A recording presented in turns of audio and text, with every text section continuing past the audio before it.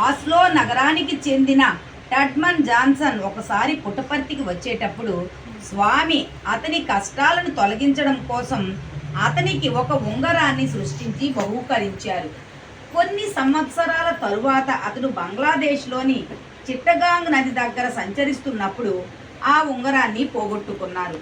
ఆ సన్నివేశం జరిగిన నెలకు టడ్మన్ ప్రశాంతి నిలయం చేరుకున్నారు. భగవాన్ బాబా అతని దగ్గరకు వచ్చి నెల రోజుల క్రితం అతడు చిట్టగాంగ్లో నదిలో పారవేసుకున్న ఉంగరాన్ని అతని చేతికి అందించారు. ఆశ్చర్యంతో చూస్తున్న అతనితో స్వామి, ఈ ఉంగరం నా చేతుల్లో పడింది, ఎందుకంటే నేను ఆ నదిలో ఉన్నాను కాబట్టి. ఆ నదిలోనే కాదు, అన్ని నదుల్లోనూ అన్ని చోట్ల నేను వ్యాపించి ఉన్నాను అన్నారు. షిరిడీ సాయినాథుడు ద్వారకామాయిలో కూర్చుని ఉన్నప్పుడు ఒకనాడు కాన్పూర్ నుంచి ఒక భక్తురాలు వచ్చి నమస్కరించి కూర్చున్నది. బాబా ఆమెను చూసి, అమ్మా, నీ కుమారుని పుట్టినరోజు బాగా అయ్యిందా అని అడిగారు.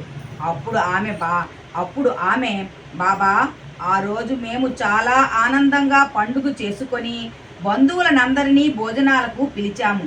పిండి వంటలతో అందరికీ భోజనాలు పెట్టాము. మీకు అంతకుముందే అన్ని పదార్థాలు ఒక వెండి పళ్ళెంలో పెట్టి పూజా మందిరంలో పెట్టాము. కొంతసేపు తరువాత ఆ ప్రసాదం అందరికీ పెంచి పెడదాము అని చూస్తే ఆ వెండి పళ్ళెమే లేదు. నేను, నా భర్త తప్ప ఎవ్వరూ పూజా మందిరంలోనికి రారు. అటువంటి సమయంలో పళ్ళెం పోయిందని అడిగితే అందరికీ బాధ కలుగుతుంది. ఆ పళ్ళెం ఏమయ్యింది బాబా అని అడిగింది. అప్పుడు షిరిడీ సాయినాథుడు, నీవు పూజా మందిరంలో పళ్ళెంలో భోజనం పెట్టి, స్వామి, ఈరోజు పిల్లవాడి పుట్టినరోజు కనుక నీవు ప్రత్యక్షంగా వచ్చి ఆరగించు అని ప్రార్థన చేశావు, గుర్తుందా? నీ ఇష్ట ప్రకారం నేను వచ్చి తిన్నాను. నీవు నమ్ముతావో లేదో అని పళ్ళెమే ఎత్తుకొచ్చాను. ఇదిగో నీ పళ్ళెం అని తాను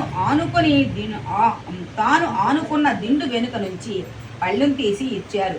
ఆమె ఎంతో ఆనందపడింది. ప్రతిరోజు పరుపు దుప్పటి తీసి అబ్దుల్లా ఆ ప్రదేశమంతా శుభ్రం చేస్తూనే ఉంటారు. ఆ రోజు అబ్దుల్లా రాలేదని మరొక స్త్రీ శుభ్రం చేసింది కూడా.